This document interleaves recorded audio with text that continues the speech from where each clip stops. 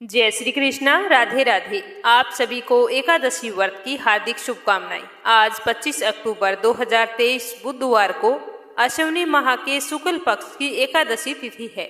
इस एकादशी को पापंकुशा एकादशी के नाम से जाना जाता है। यह एकादशी अपने नाम के अनुसार जाने अनजाने हुए पापों पर अंकुश लगाती है। कहा जाता है कि वनवास से लौटने के बाद में भगवान श्री राम और उनके भाई भरत का मिलाप भी इसी एकादशी तिथि को हुआ था। इसी वजह से इस तिथि का महत्व और भी अधिक बढ़ गया है। इस एकादशी में भगवान पद्मनाभ का पूजन और अर्चना की जाती है, जिससे अक्षय पुण्य फलों की प्राप्ति होती है, सुख समृद्धि में वृद्धि होती है। पूरे श्रद्धा भाव से पापंकुशा एकादशी का व्रत करने से जप तप के समान फल की प्राप्ति होती है और 3 पीढ़ियों को पापों से मुक्ति मिल जाती है। मान्यता है कि इस एकादशी का व्रत करने से चंद्रमा के अशुभ प्रभाव से मुक्ति मिलती है और सौभाग्य की प्राप्ति होती है। इस दिन व्रत करने वाले व्यक्ति को यमलोक में किसी भी प्रकार की यातनाएं नहीं सहन करनी पड़ती।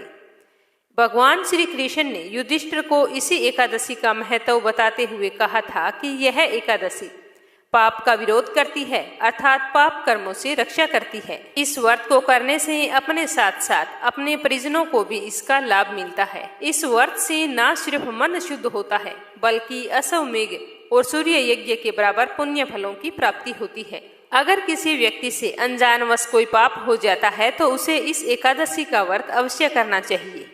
तो आइए अपने मंगल जीवन की कामना करते हुए शुरू करते हैं व्रत कथा। सबसे पहले सुनेंगे एक छोटी सी कहानी गणेश जी भगवान की। बोलो गणेश गजानन की जय हो। एक बूढ़ी माई थी, मिट्टी के गणेश जी की पूजा करती थी। वह रोजाना नया गणेश जी बनाती, पर वो कच्ची मिट्टी का होता, रोजाना ही गल जाता। लेकिन फिर भी बूढ़ी माई ने पूजा करनी नहीं छोड़ी। एक दिन सेठ का मकान बन रहा था, तो उसने सोचा कि चलो वहां जाकर पत्थर का गणेश जी बनवा कर लाती हूँ। मैं रोजाना मिट्टी का बनाती हूँ, वो तो रोजाना ही गल जाता है। तो ऐसा सोचकर वह बूढ़ी माई सेठ का मकान बन रहा था वहां चली गई और वहां पर जाकर जो सेठ जी के मिस्त्री लगे थे उनसे जाकर बोली कि बेटा मुझे एक पत्थर का गणेश जी बना दो। मैं रोजाना गणेश जी की पूजा करती हूँ। मैं तो अपने हाथों से रोजाना मिट्टी का गणेश जी बनाती हूँ, वो रोजाना पानी के साथ बह जाता है। तो वो मिस्त्री बोले कि हे माई जितनी देर हम तुम्हारे गणेश जी का पत्थर गढ़ेंगे उतनी देर में तो अपनी दीवार बना लेंगे।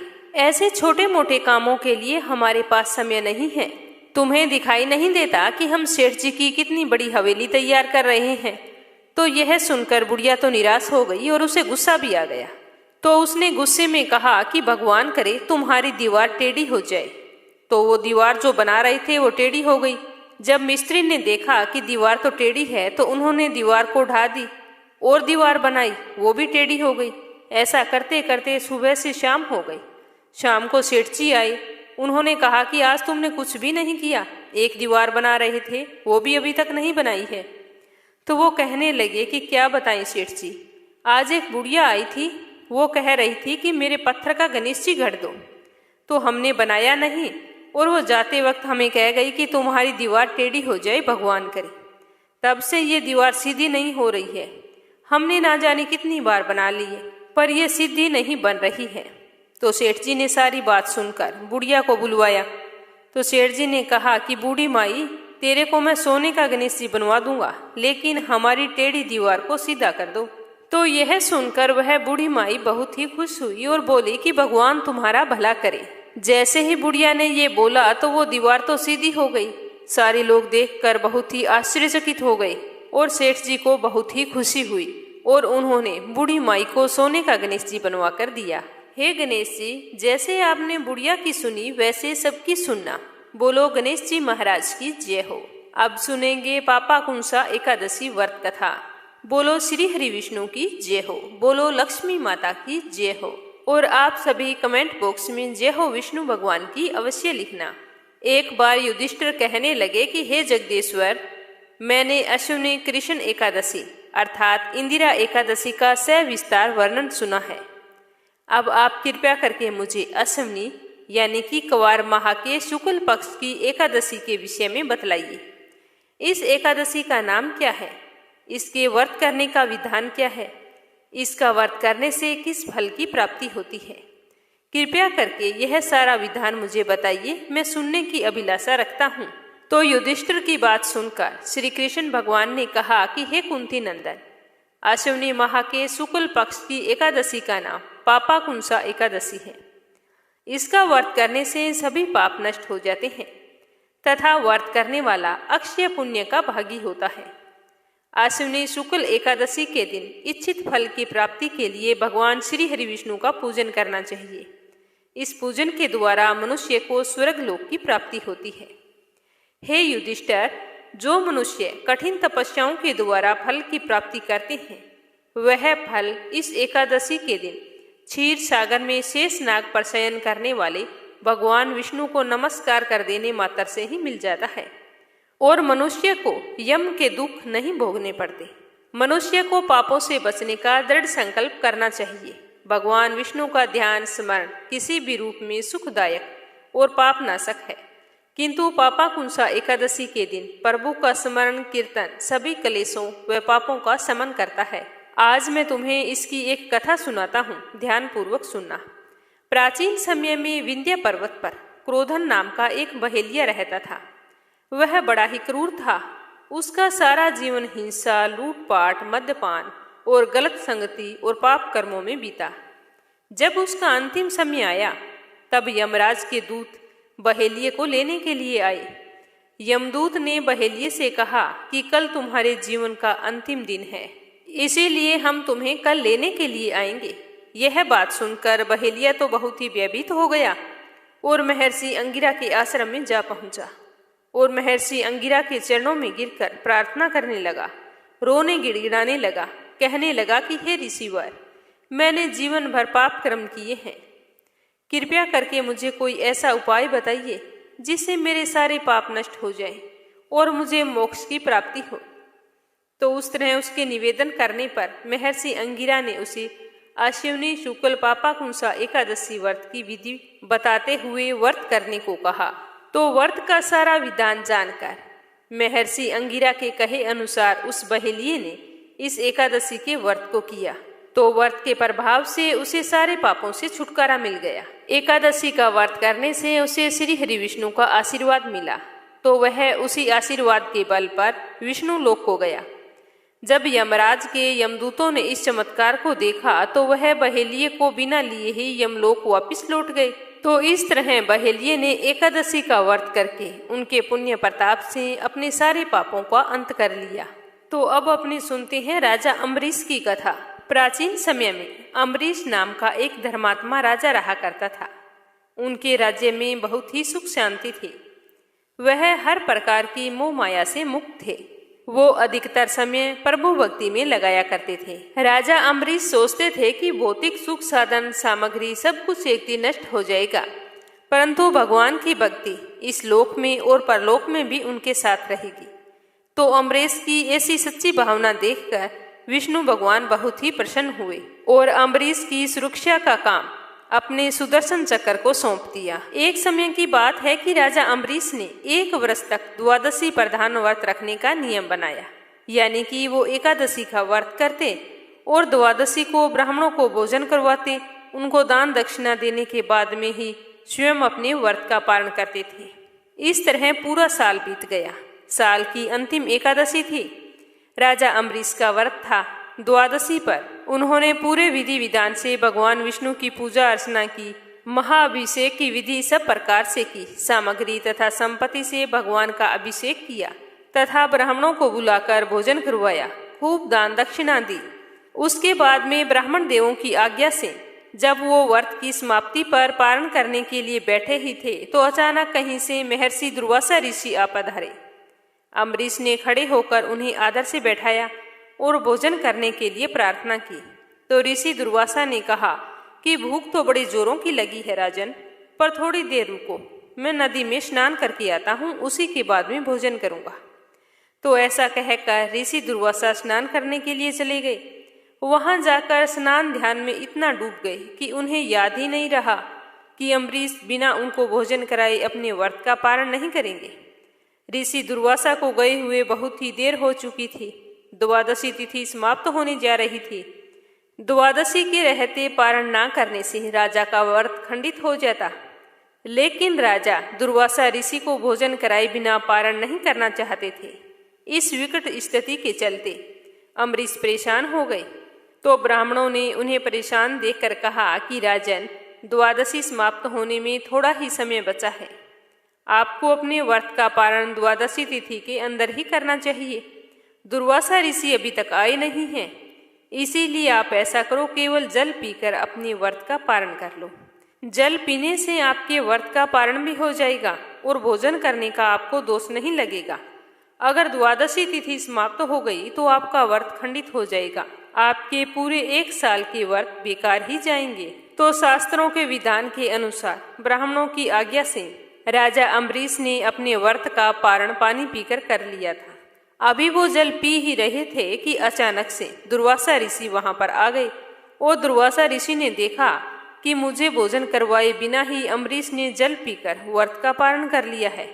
तो उन्हें बहुत ही गुस्सा आ गया और उन्होंने क्रोध में श्राप देने के लिए हाथ उठाया ही था कि अम्बरीश ने विनयपूर्वक कहा कि हे ऋषिवर, द्वादशी समाप्त होने जा रही थी, आप आए नहीं थे, वर्ष भर का व्रत खंडित हो जाता, इसीलिए मैंने ब्राह्मणों के कहने पर सिर्फ जल ग्रहण किया है। जल के अलावा मैंने अभी तक कुछ भी ग्रहण नहीं किया। लेकिन दुर्वासा ऋषि का क्रोध शांत नहीं हुआ और उन्होंने अपनी जटा से एक बाल उखाड़कर जमीन पर पटक कर कहा कि लो, मुझे भोजन कराए बिना पारण कर लेने का फल भुगतो। इस बाल से पैदा होने वाली कृत्या अम्बरीश को खा जा। तो दुर्वासा ऋषि के इतना कहते ही बाल के जमीन पर पड़ते ही एक भयंकर आवाज के साथ कृत्या राक्षसी प्रकट होकर अम्बरीश को खाने के लिए दौड़ पड़ी। भक्त पर निरपराध कष्ट आया देखकर उनकी रक्षा के लिए नियुक्त सुदर्शन चक्र सक्रिय हो उठा। चमक कर चक्राकार घूमते हुए कृत्या राक्षसी को मारा और फिर दुर्वासा की ओर बढ़ गया। भगवान के सुदर्शन चक्र को अपनी ओर आते हुए देखकर दुर्वासा ऋषि घबराकर भाग उठे, लेकिन चक्कर तो उनके पीछे लग गया। वो चक्कर से बचने के लिए भागने लगे, जगह जगह छिपने का प्रयास करते रहे, लेकिन जहां भी वो छुपते चक्कर उनके पीछे चला जाता। तो इस तरह दुर्वासा ऋषि भागते हुए ब्रह्मलोक में ब्रह्मा जी के पास जा पहुंचे और उनके पास जाकर रक्षा करने के लिए गुहार लगाई। तो इस पर पितामह बोले कि दुर्वासा, मैं तो सृष्टि को बनाने वाला हूँ, किसी की मृत्यु से मेरा कोई संबंध नहीं है। आप भगवान शिव के पास जाएं, वे महाकाल हैं, शायद आपकी रक्षा करें। तो पितामह की बात सुनकर दुर्वासा शिवजी के पास आए और वहां आकर अपनी सारी विपदा सुनाई। दुर्वासा की दशा सुनकर शिवजी मुस्कुरा दिए और बोले कि दुर्वासा, तुम सबको शाप देते हो, ऋषि होकर क्रोध करते हो। मैं इस चक्कर से तुम्हारी रक्षा नहीं कर सकता, क्योंकि यह विष्णु चक्कर है। इसीलिए तुम विष्णु भगवान के पास जाओ, वही चाहे तो अपने चक्कर को वापस कर सकते हैं। मैं तुम्हारी कोई मदद नहीं कर सकता। अब तो दुर्वासा ऋषि के जान पर आ बनी। वो भागे भागे भगवान श्री हरि विष्णु के पास जा पहुंचे। चक्कर भी वहां पर चक्कर लगाता हुआ जा पहुंचा। दुर्वासा ने विष्णु से अपने प्राण रक्षा की प्रार्थना की। तो विष्णु जी बोले कि दुर्वासा, तुमने तब से अब तक जितनी भी शक्ति प्राप्त की वह सब क्रोध तथा श्राप देने में नष्ट कर दी। छोटी सी बात पर नाराज होकर झट से श्राप दे देते हो। तुम तपस्वी हो, तपस्वी का गुण धर्म रक्षा करना होता है। तुम वही विचारो, अम्बरीश का क्या अपराध था? मैं तो अपने भक्तों के हृदय में सदैव रहता हूँ। अम्बरीश के प्राण पर संकट आया तो मेरे चक्कर ने उनकी रक्षा की। अब यह चक्कर तो मेरे हाथ से निकल चुका है, इसीलिए तुम ऐसा करो कि जिसकी रक्षा के लिए यह चक्कर तुम्हारे पीछे पीछे घूम रहा है, अब तुम उसी की शरण में जाओ। अब तुम्हें केवल अम्बरीश ही बचा सकता है। तो दुर्वासा ऋषि तो भागते भागते थक चुके थे, लेकिन भगवान विष्णु ने दुर्वासा को नहीं बचाया, बल्कि उपाय बता दिया। दुर्वासा ऋषि फिर उल्टे पांव भागे और राजा अम्बरीश के पास जा पहुंचे। अम्बरीश अब भी बिना अन्न ग्रहण किए हुए उनकी प्रतीक्षा कर रहे थे। दुर्वासा को देखते ही उनको प्रणाम करके बोले कि मुनिदेव, मैं कब से आपकी प्रतीक्षा कर रहा हूँ। आपकी प्रतीक्षा में बिना अन्न ग्रहण किए जल पिए यहीं पर खड़ा हूँ। और आप कहीं पर चले गए। आप इस तरह भोजन को छोड़कर कहाँ चले गए थे? तो दुर्वासा ऋषि ने चक्कर की ओर इशारा करते हुए कहा कि अम्बरीश, पहले इससे मेरी जान बचाओ, यह मेरे पीछे पड़ा है। तीनों लोकों के किसी भी देव ने मेरी रक्षा नहीं की, अब सिर्फ तुम ही हो जो मेरी इस चक्कर से मेरे प्राण बचा सकते हो। तो राजा अम्बरीश हाथ जोड़कर बोले कि मुनिवर, आप अपना क्रोध शांत करें और मुझे क्षमा करें, तो भगवान विष्णु का यह चक्कर भी आपको क्षमा कर देगा। तो राजा अम्बरीश की बात सुनकर दुर्वासा ऋषि ने कहा कि जाओ, मैंने तुम्हें माफ किया, मुझे तुमसे कोई नाराजगी नहीं है। दुर्वासा के इतना कहते ही विष्णु चक्कर वहां से अंतर्ध्यान हो गया। इसीलिए कहा जाता है कि जो भी व्यक्ति सच्ची श्रद्धा से एकादशी का व्रत करता है, कथा सुनता है, पूजा पाठ करता है, तो उसकी रक्षा भगवान श्री हरि विष्णु स्वयं करते हैं। उन्हें अपने जीवन में किसी भी तरह का कष्ट नहीं भोगना पड़ता। वो अपने जीवन काल में सुखी और संपन्न रहते हैं। अपने जीवन के समस्त सुखों को भोगते हुए अंत में विष्णु लोक को जाते हैं। एकादशी के दिन भगवान श्री हरि विष्णु और भगवान श्री कृष्ण की पूजा करने का विधान है। इसीलिए जब हम एकादशी की व्रत कथा सुनते हैं तो साथ में एक कहानी श्री कृष्ण भगवान की अवश्य सुननी चाहिए। तो आइए सुनते हैं श्री कृष्ण जी की यह कथा। बोलो श्री कृष्ण भगवान की जय हो। भगवान श्री कृष्ण के परम भक्त मोर की कहानी। श्री कृष्ण भगवान को दुनिया में चाहने वाले अनगिनत प्राणी है। ऐसे ही अनगिनत लोगों में पशु पक्षी भी आते हैं। यह कहानी एक मोर की है। वह प्यारा सा मोर भगवान श्री कृष्ण का परम भक्त था। उस मोर को भगवान की भक्ति में ही लीन रहना बहुत ही अच्छा लगता था। एक दिन वह मोर उड़ता हुआ गोकुल पहुंच गया और जाकर श्री कृष्ण के घर के बाहर खड़ा हो गया। वह मोर श्री कृष्ण जी की एक झलक पाना चाहता था। वह श्री कृष्ण जी का आशीर्वाद भी पाना चाहता था। प्रत्येक दिन कृष्ण कन्हैया के घर के आगे जाता और एक ही भजन गाता, मेरा कोई ना सहारा बिना तेरे, गोपाल सांवरिया मेरे, माँ बाप सांवरिया मेरे। अब तो हर दिन उसकी यह आदत बन गई थी, उसको कान्हा के घर के आगे जाकर बैठना। भगवान कृष्ण सारा दिन घर से बाहर आना जाना करते, लेकिन पता नहीं क्या हो जाता था कि वो मोर को नहीं देख पाते।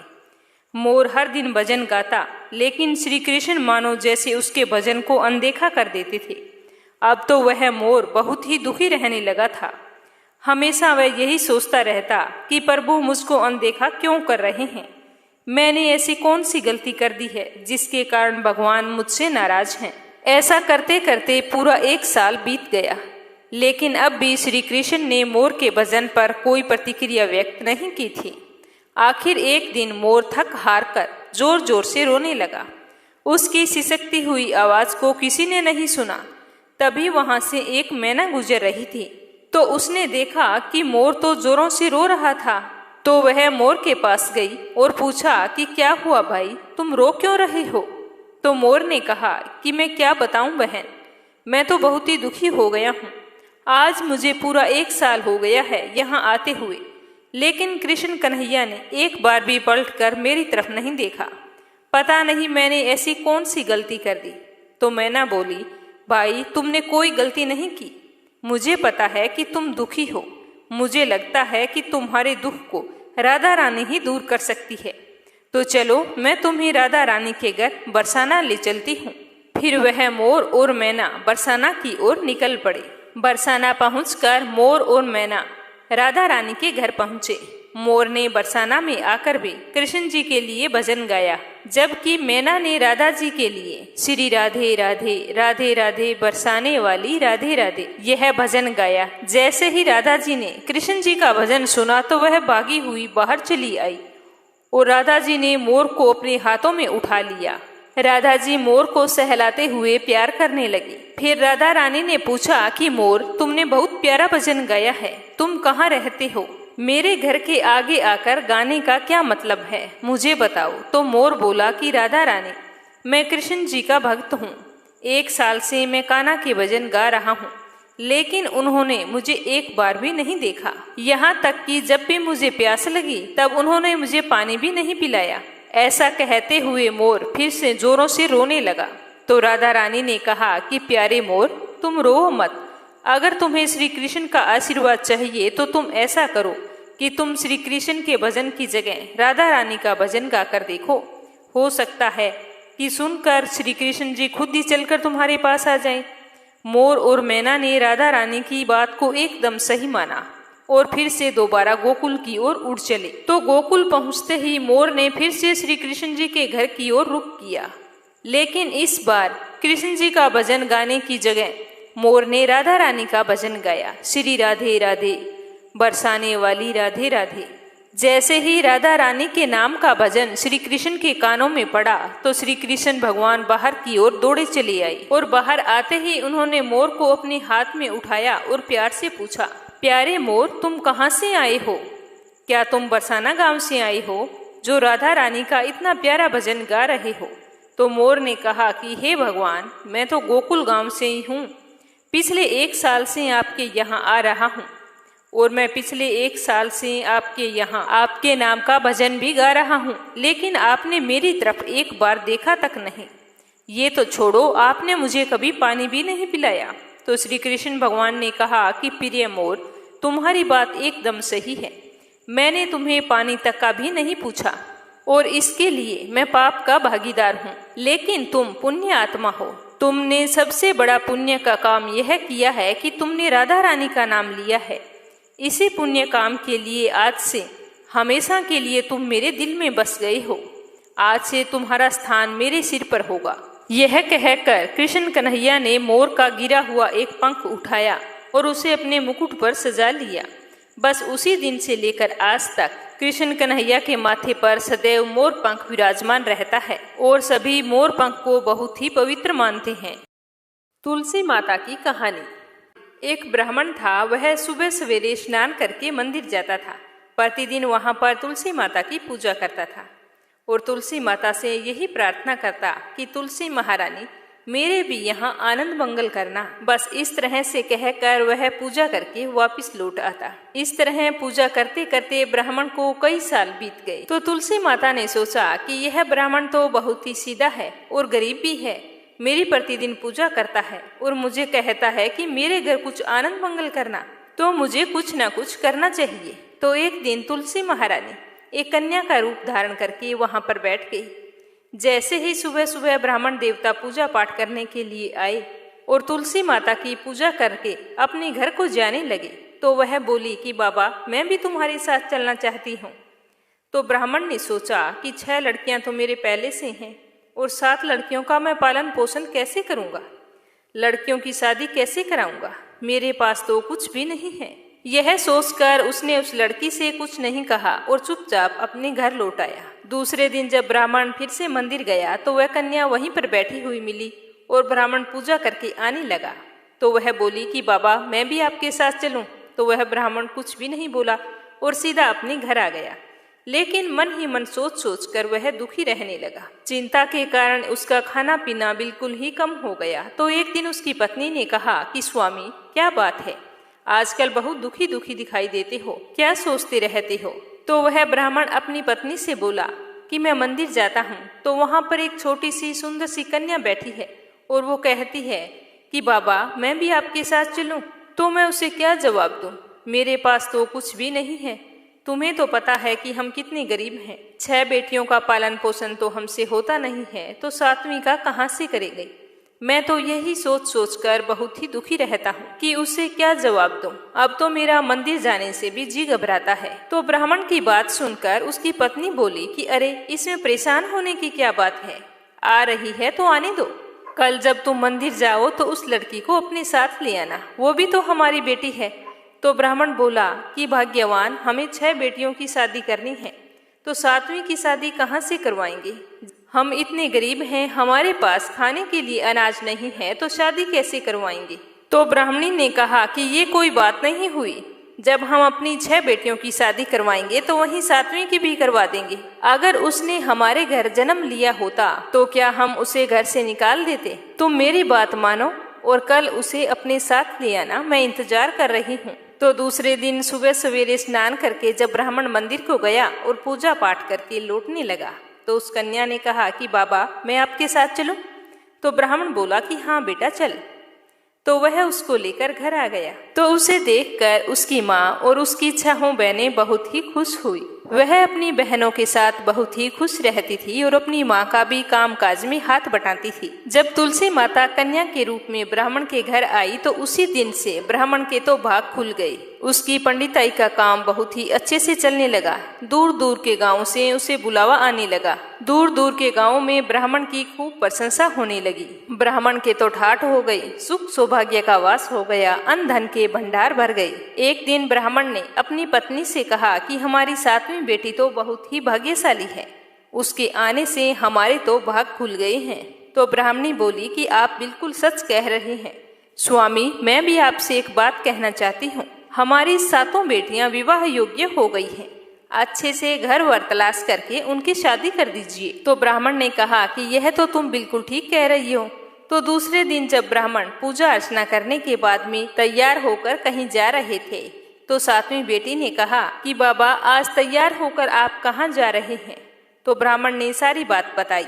तो वह बोली कि बाबा मुझे अभी शादी नहीं करवानी, मेरी बहनों की शादी कर दो।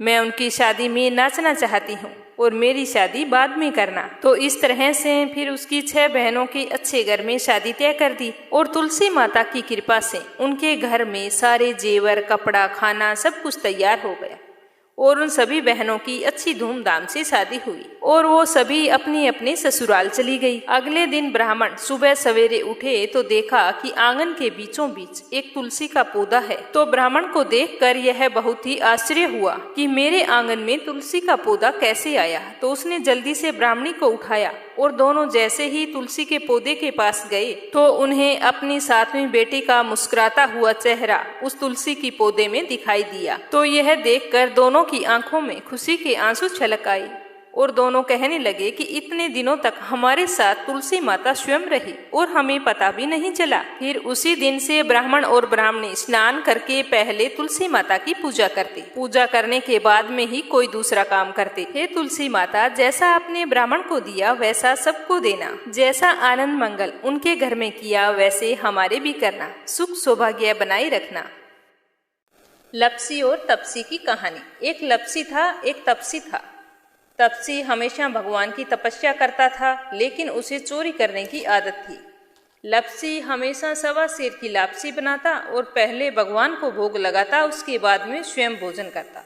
दोनों भाइयों का यही नियम था। तो एक दिन कोई बात को लेकर दोनों में कहासुनी हो गई।